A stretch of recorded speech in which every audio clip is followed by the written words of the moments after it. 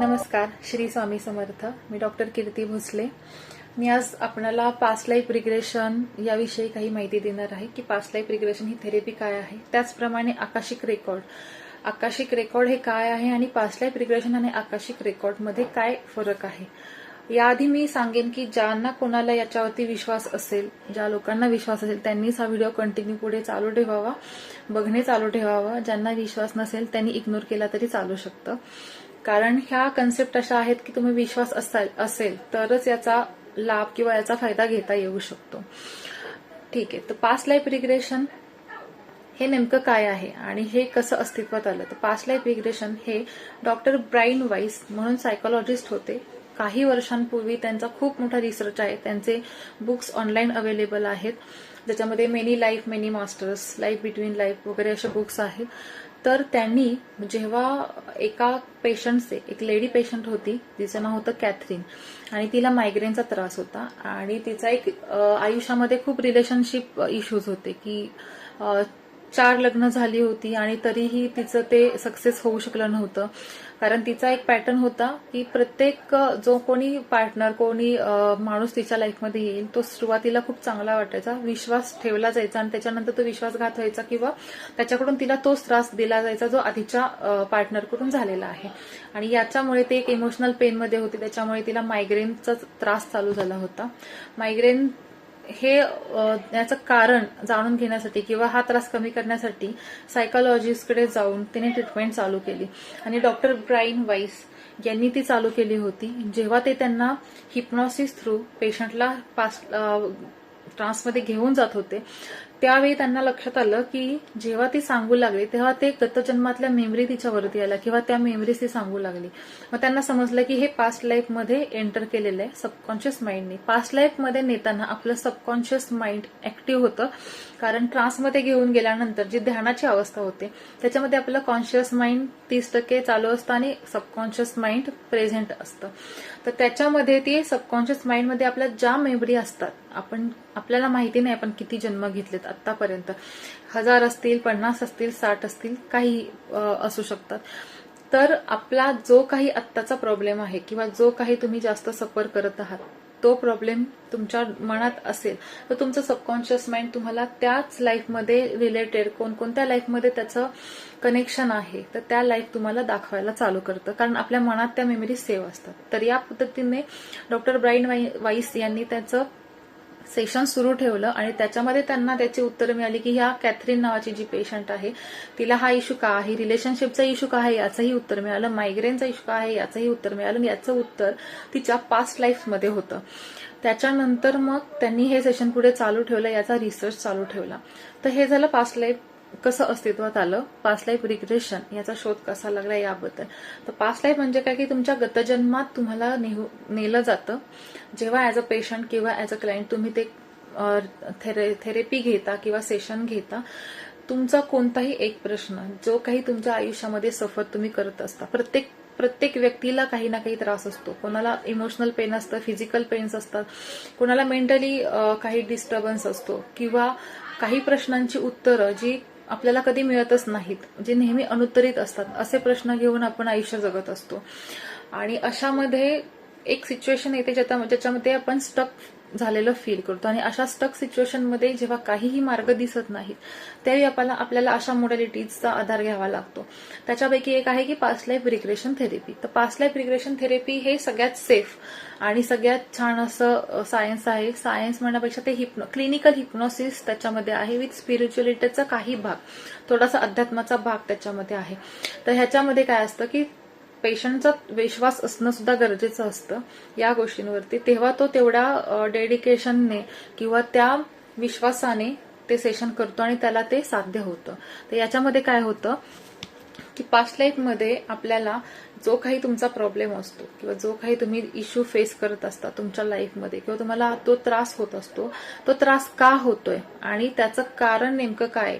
बऱ्याच जणांना असं वाटतं की मी तर लहानपणापासून आतापर्यंत इतकं चांगलं वागलोय की मला काहीही, कोणाशी मी वाईट वागलो नाही, कधी कोणाला काही बोललो नाही, तरीही माझ्या आयुष्यात हे असं का होतंय. तर याचं कारण आपल्याला पास्ट लाईफमध्ये कळतं, कारण त्याच्यामधून आपण जे काही आता जगत असतो, जे काही कर्म आपण करत असतो आता, तर याचं कनेक्शन कुठे ना कुठे आपल्या गतजन्मात असतं. तेव्हा जे काही कर्म आपण केलेले असतात त्याचंच फळ आपण आता भोगत असतो किंवा त्या गोष्टी फेस करत असतो. आणि हे आपल्याला जोपर्यंत समजत नाही तोपर्यंत आपल्याला त्याचा त्रास होतो. बऱ्याच वेळा असं होतं की काही लोकांना खूप आजार असतात, काहींना क्रॉनिक आजार असतात, ब्रॉन्कियल अस्थमा सारखे आजार असतात, काहींना डायबिटीज, बीपी, हृदयविकार असे बरेचसे आजार असतात, काहींना जॉईंट पेन्स असतात आणि ते ठराविक वेळेत ठराविक वयामध्ये ते चालू झालेले असतात. तर ते का आहेत याचं सुद्धा कारण आपण त्याच्यामध्ये बघू शकतो. आणि काही उदाहरण द्यायचं झालं तर काही क्लायंटचं असं असतं की एक क्लायंट होते ज्याच्यामध्ये त्यांना ब्रॉन्कियल अस्थमा म्हणजे फुफ्फुसाचा आजार होता आणि दम्याचा आजार होता. त्याच्यामध्ये त्यांचा जेव्हा गतजन्म पाहिला गेला तेव्हा त्याच्यामध्ये त्यांनी पाहिलं की त्यांची जी डेथ होती, जो त्यांचा मृत्यूचा पॉइंट होता एका जन्मातला, त्याच्यामध्ये त्यांचा बुडून मृत्यू झालेला होता. आणि ज्याच्यामुळे त्यांच्या नाकातोंडात पाणी गेलं होतं, फुफ्फुसामध्ये पाणी गेलं होतं. आणि त्याच्यानंतर आत्ताच्या लाईफमध्ये त्यांची ती मेमरी त्यांच्या सबकॉन्शियस माइंडमध्ये सेव्ह होती, ज्याच्यामुळे त्यांना पहिल्यापासून दम्याचा त्रास सुरू होता, फुफ्फुसांमध्ये पाणी होणं, ज्याला निमोनायटिस पण म्हणतो किंवा प्लुरल इफ्युजन असं क्लिनिकल टर्म मध्ये म्हटलं जातं. तर अशा पद्धतींचा त्यांना त्रास होत होता. आणि ज्याचं कारण त्यांनी पाहिलं तेव्हा त्यांना समजले की त्यांना पाण्याची भीती या लाईफमध्ये वाटते. तर ती का वाटते? कारण त्यांचा त्या लाईफमध्ये बुडून मृत्यू झालेला असता. तर आपलं सबकॉन्शियस माइंड आपल्याला दाखवत असतं की तुला एखाद्या गोष्टीची भीती वाटते, तर ते आपल्याला सांगत असतं की इथे जाऊ नको.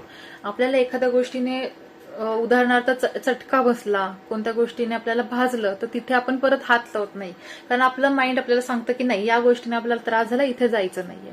सेम आपलं सबकॉन्शियस माइंड आपल्याला तेच दाखवत असतं की गतजन्मात आपण ज्या काही गोष्टी फेस केल्या, ज्या काही गोष्टींमुळे त्रास झाला, तर त्या गोष्टींची आत्ता या आयुष्यात आपल्याला भीती वाटते.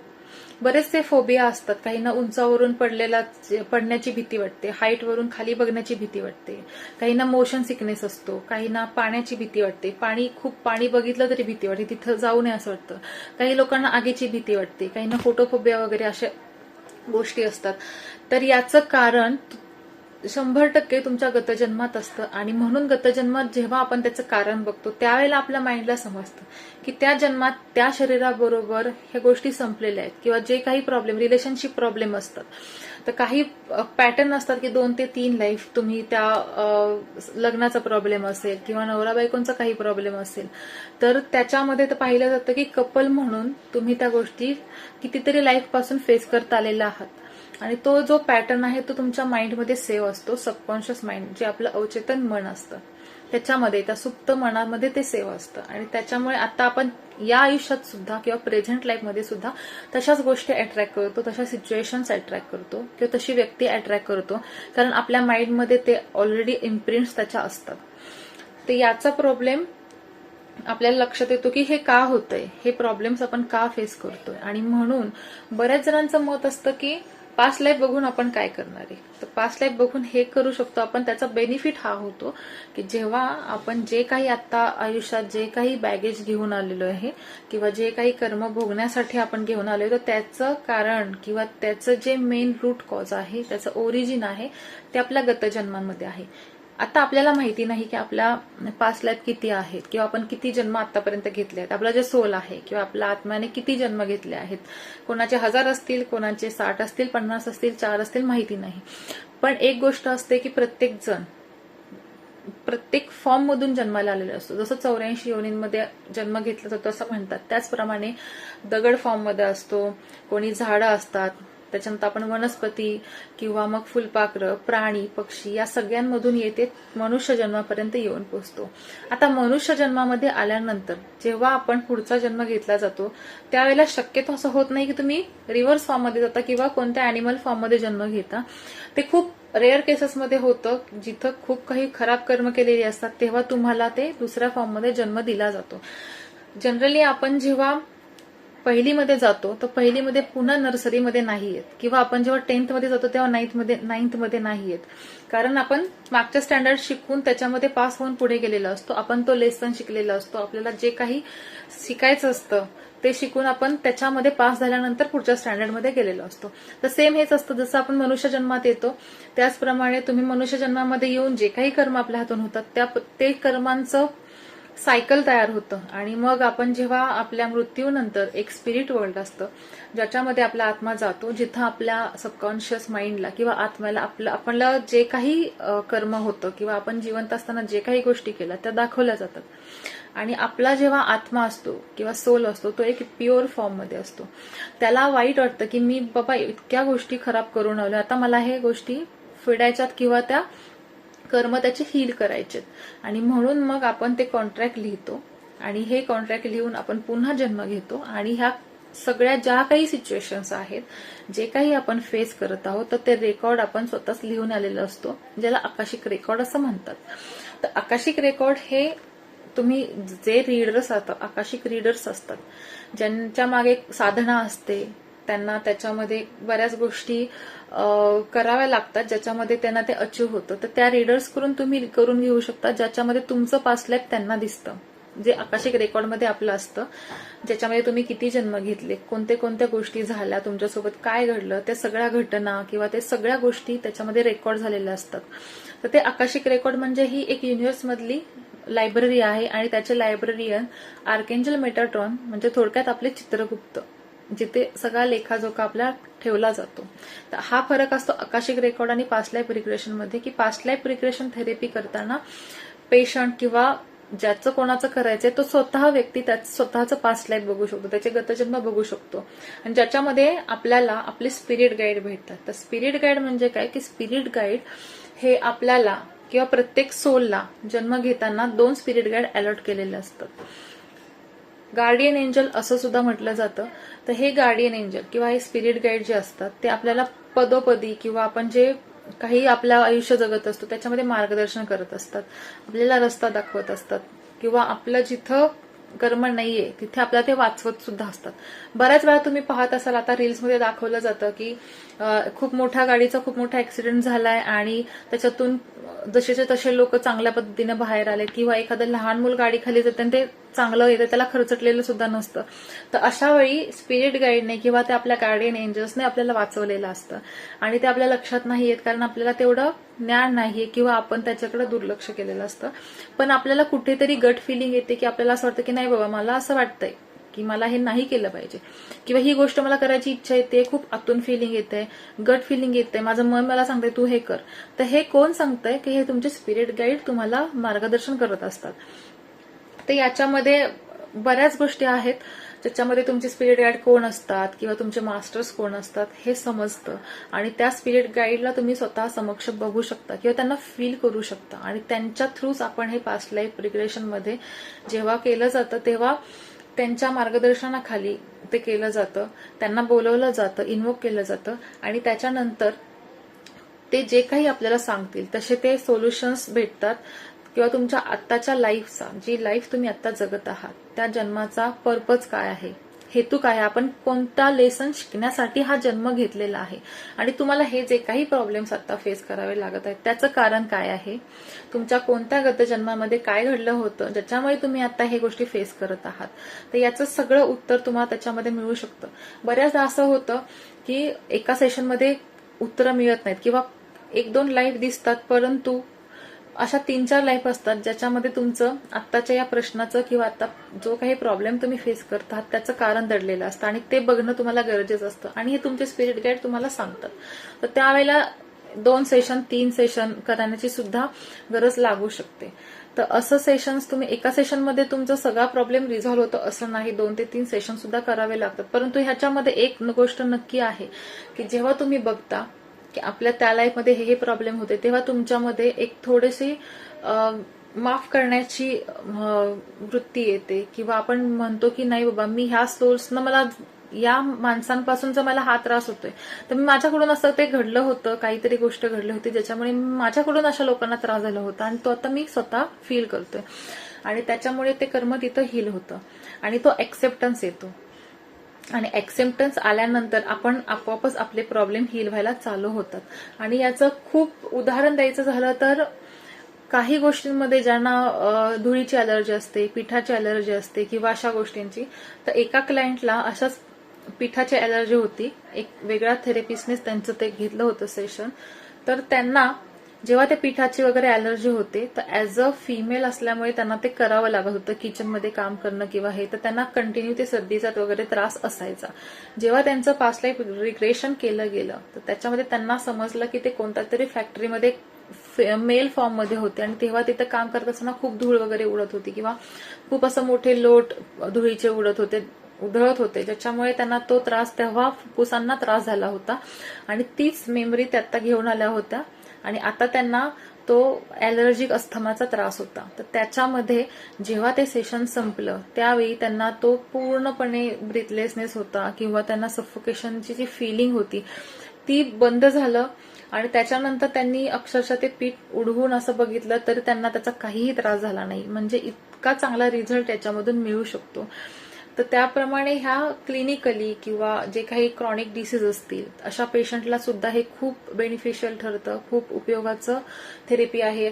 आणि त्याचप्रमाणे अनेक अनुत्तरित प्रश्न असतात ज्याचं आपल्याला उत्तर कधीच सापडत नाही की ही लोक माझ्या आयुष्यात का आली, मला ही सिच्युएशन का फेस करावी लागली किंवा माझ्याकडून तर असं काही घडलं नव्हतं तरी सुद्धा मी आता हे का फेस करतोय.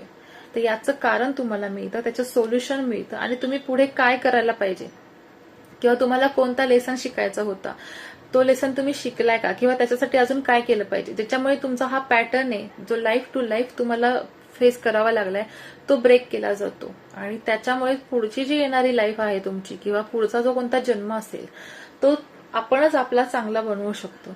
याच्यामध्ये आपल्याला फ्री विल सुद्धा दिलं गेलेलं असतं, जे आकाशिक रिडिंगमध्ये असतं की तुम्हाला फ्री विल दिलं गेलं असतं देवाने, ज्याच्यामध्ये तुम्ही फ्री विलने काही कर्म करता की आपल्याला वाईट गोष्ट करायची आहे की नाही हा आपला डिसिजन असतो. त्याला फ्री विल म्हणतात की हे आपल्याला देवाकडून गिफ्ट आहे. आपलं रेकॉर्ड आपणच लिहून आलेलो असतो आणि जे आकाशिक रेकॉर्ड असतं त्याच्यामध्ये हे कळतं की देव आपलं कधीच लिहित नाही किंवा कुठलाच देव कुठल्या आपल्या मुलांचं, जसे आपली आईला जर 4 मुलं असतील आणि त्यांना सांगितलं की तू एकाला राजा बनव, एकाला गरीब बनव, एकाला सामान्य बनव, तर ती आई बनवेल का? ती सगळ्यांना राजाच बनवेल. तर राजा बनवणार मग आपला देव कसा आपल्याला काही माणसांना बाबा गरीब बनवेल, काही लोकांना दुःख देईल, तर असं नसतं. जेव्हा आपण सोल फॉर्म मध्ये जातो एका जन्मातून दुसऱ्या जन्माच्या मध्ये जी फेज असते त्याला लाईफ बिटवीन लाईफ म्हणतात. तर त्याच्यामध्ये आपण स्पिरिट वर्ल्ड मध्ये जातो. स्पिरिट वर्ल्ड मध्ये गेल्यानंतर आपल्याला आपले कर्म दाखवले जातात, ज्याच्यामध्ये आपण कॉन्ट्रॅक्ट बनवतो. कितीतरी जन्मांचं ते कॉन्ट्रॅक्ट असतं की बाबा ह्या लाईफ मधले ही कर्म आहेत ती मी ह्या आयुष्यात हील करेन, त्याच्यानंतर मी हे करेन, असे प्लॅन्स आपणच बनवतो. त्याच्यामुळे कोणतेच देव किंवा कोणताच परमात्मा आपल्या कर्मांमध्ये हस्तक्षेप नाही करत. हा एक आहे की आपल्याला सगळे कर्म फेडावेच लागतात, ते भोगावेच लागतात, पण जेव्हा आपण अध्यात्मामध्ये येतो किंवा परमात्म्याला शरण जातो तेव्हा असं होतं की परमात्मा आपल्याला ते कर्म हील करायला मदत करतो. जेव्हा तुमचा कोणता तरी मोठा ऍक्सिडेंट होणार असतो त्याच वेळेला त्याच दिवशी तुम्ही पडता, तुम्हाला लागतं, खरचटतं, थोडं रक्त येतं, पण तुम्हाला ते जाणवतही नाही, पण ते कर्म हील होतं. म्हणजे ती गोष्ट, ते कर्म जे तुम्हाला हील करायचं असतं किंवा तो लेसन शिकायचा असतो तो शिकला जातो, कर्म सुद्धा तुमचं हील होतं आणि तुम्हाला त्याचा त्रासही होत नाही. तर हा अध्यात्मात येण्याचा किंवा परमात्म्याला शरण जाण्याचा फायदा आहे की तुम्ही तुमची लाईफ खूप सेफ ठेवू शकता. आणि त्याचप्रमाणे पास्ट लाईफ रिग्रेशन मध्ये या सगळ्या प्रश्नांची उत्तरं मिळवू शकता. आणि आकाशिक रेकॉर्डमध्ये सुद्धा पास्ट लाईफच पाहिलं जातं, फक्त ते रीडर करून किंवा ज्याच्याकडून तुम्ही आकाशिक रेकॉर्डचं रीडिंग घेत आहात त्यांच्याकडून ते डेटा ऍक्सेस करून तुमच्या सोल परमिशनने तो तुम्हाला सांगितला जातो आणि त्याच्यावरचं रेमेडी सोल्युशन जे काही असेल ते दिलं जातं. आकाशिक रेकॉर्डमध्ये सुद्धा तुमची सोल परमिशन लागते. सोल परमिशन म्हणजे तुमची परमिशन नसेल, तुमच्या आत्म्याची परमिशन नसेल की माझा रेकॉर्ड बघा, तर ते रेकॉर्ड ओपन होत नाही. प्रयत्न करूनही ते ओपन केलं जात नाही, ते खूप सेफ ठेवलं जातं. परंतु त्याच्यामध्ये तुम्ही स्वतः काही फील करू शकत नाही. ती 45 मिनिटांची एक सेशन असतं आकाशिक रेकॉर्ड. आणि पास्ट लाईफ रिग्रेशन हे 2.5 तास, 3 तास, 4 तास, किती तासांचं होऊ शकतं, कारण पेशंटला त्याच्या किती लाईफ दिसतील किंवा किती लाईफ बघेल, कधी कधी एका लाईफमधून दुसऱ्या लाईफमध्ये जम्प केलं जातं, असंही होतं. तर हे सगळं पास्ट लाईफ रिग्रेशन बद्दल आहे. आणि याचा फायदा असा होतो की जे काही तुम्ही आता प्रेझेंट लाईफमध्ये, वर्तमान आयुष्यात, वर्तमान सिच्युएशन तुम्ही फेस करताय त्याचं खूप लवकर उत्तर मिळतं जे काही तुम्हाला वाटत असतं की आपल्याला कितीतरी वर्ष यातून आता जावं लागणार आहे, ते खूप चुटकीसरशी प्रॉब्लेम सुटू शकतात. याचा फायदा हा आहे. तर हे झालं पास्ट लाईफ रिग्रेशन आणि आकाशिक रेकॉर्ड याच्याबद्दल. जर तुम्हाला आकाशिक रेकॉर्ड किंवा पास्ट लाईफ रिग्रेशन करून घ्यायचं असेल तर तुम्ही नक्की कॉन्टॅक्ट करू शकता. मी डिस्क्रिप्शनमध्ये डिटेल्स दिल्या आहेत. जर तुम्ही दुसऱ्या शहरात असाल, दुसऱ्या ठिकाणी असाल तर ऑनलाईनही आपण ही प्रोसिजर करू शकतो. फक्त तुम्हाला आधी अपॉइंटमेंट घ्यावी लागेल आणि दिलेल्या नंबरवरती कॉन्टॅक्ट करून तुमच्या डिटेल्स वगैरे पाठवाव्या लागतील. तर जर तुम्ही इंटरेस्टेड असाल तर नक्कीच करू शकता. आणि ही माहिती आवडली असल्यास नक्की लाईक करा आणि चॅनेलला सबस्क्राईब करा. थँक्यू. श्री स्वामी समर्थ.